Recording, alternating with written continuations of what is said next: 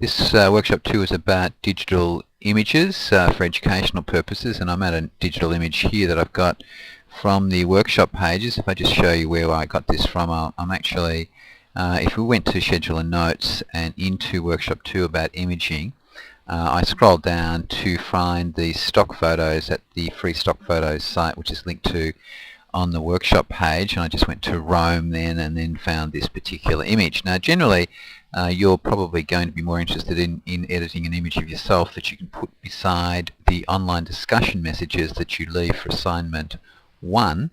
However, this is a picture of a head, it's not unattractive, and what I'm going to do is save this image at free stock photos to my computer so I can edit it. But one of the things I want to do is also get the address of the photo, so I'm going to highlight its address and copy that.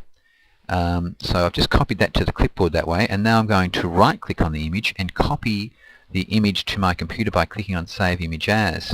Now actually if you're at the university, instead of saving to the C drive, which is the drive of the computer you're sitting at, you should try and find the network drive where you can save things and it won't get wrecked, because it'll be a drive with your username on it. Only you can log on to that drive, and having got there, you won't be as messy as my network drive area. You could put a new folder in here saying something about your own photos or something, so that you can sort of help find things later. That doesn't really matter. That I've just put in a folder there called TED Photo, and I want to save this image that I've got off the internet called Constantine 1 in there, so that I can manipulate it using some software that I'm also going to get from the computer that is on the network drive. So on the computers in the network for Faculty of Education, there's Adobe Photoshop Elements that you could find. It's the cut down version of Adobe Photoshop for digital image editing, and what we're going to do is edit enhance photos. So it'll open like this and take a few seconds to open fully, and then let us find the file that we just saved to the network drive by clicking on File and Open. And if that's actually the right name but not the right folder, if I go in here and look for TED Photo that I just saved that in before, click on Open, it'll come up here ready for us to edit. Having opened like this, we're now going to try and crop it to get rid of the surrounding area so it comes up nicely in a discussion forum message. So I'm looking for the selection tool to help us select the area we want to crop to. That happens to be that tool there.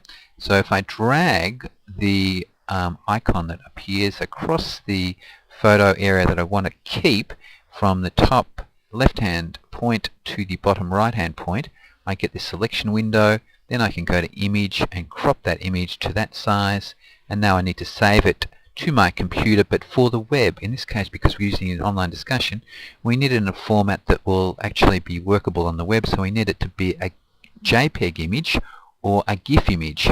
And this is beautiful in this case because we can see a comparison of sizes and so forth in this save for the web format.